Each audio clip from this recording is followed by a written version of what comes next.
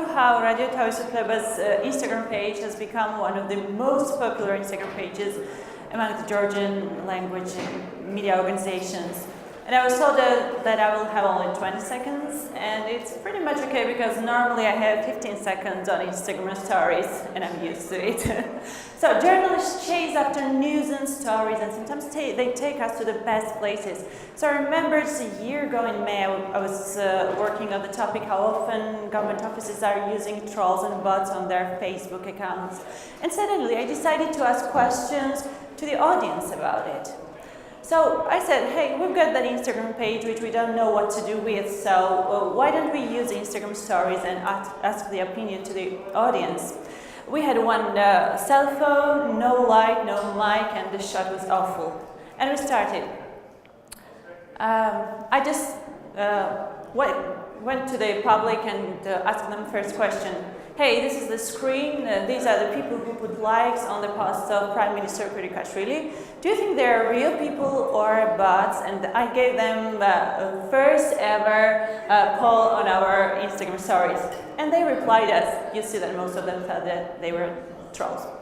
And on the next story, I explained them what trolling is and how many trolls and bots are undercovered every year on Facebook and Twitter and how global the problem is.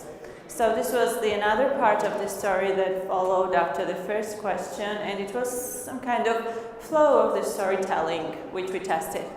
And we figured out that on the second day we had 1,000 views in 24 hours. And we were like, wow, because before this we only uploaded some photos and captions, and it was all our content. And suddenly we enabled our audience to experience this story by themselves.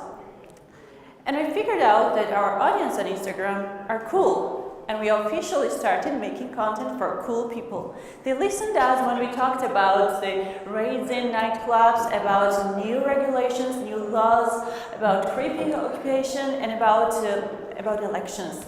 And this last one is very important, and I will tell you why.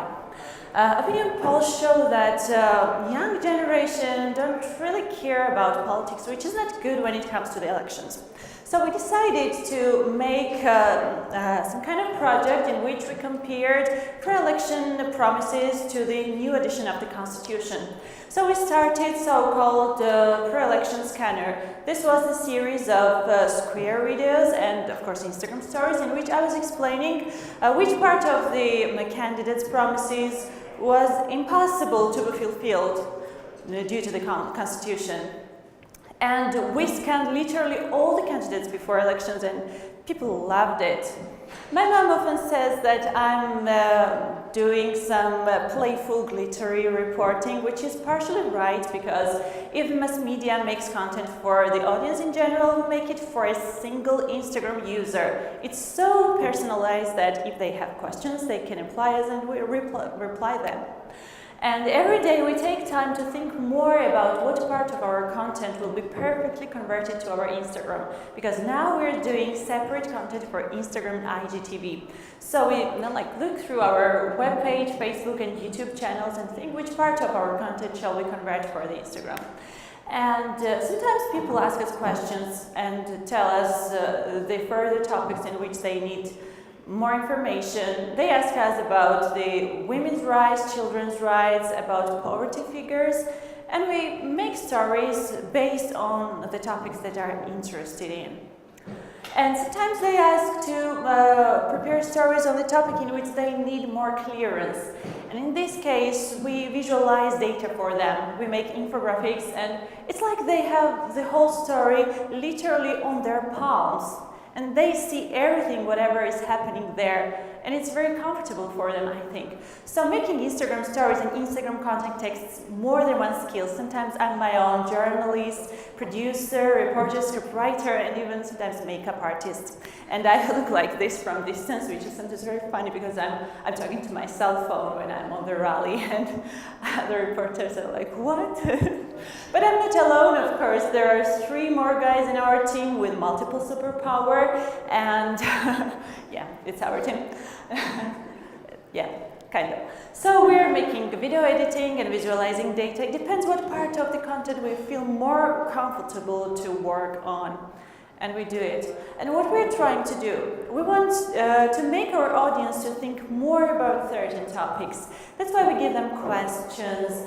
It's the chance that they evaluate their expectations, their knowledge, and they find out new things, of course. It is very important because we're telling them news. And we're doing this in an entertaining way. Everything is fun on our Instagram page. You scroll, you click, you poll, you, I don't know, write comments and so on. Maybe that's why we have so fast-growing audience right now on Instagram, and it's very exciting for us.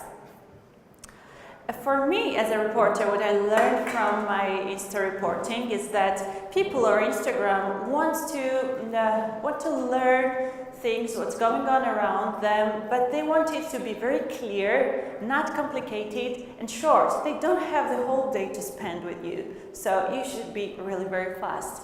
And of course, it's Instagram. One day you might lose your competition with some fashion Instagrammers, so you need to be neat, well packaged, and all your content should be prepared and created specially for Instagram because it has its own dimensions and algorithm, you know, so you should be friendly with it. And a little bit data in the end. We have almost 15,000 followers right now, and several hundreds of thousands story views every month, and a bunch of notifications in our inbox every day. And just a year ago we were sitting there and thinking, what shall we do with our Instagram page?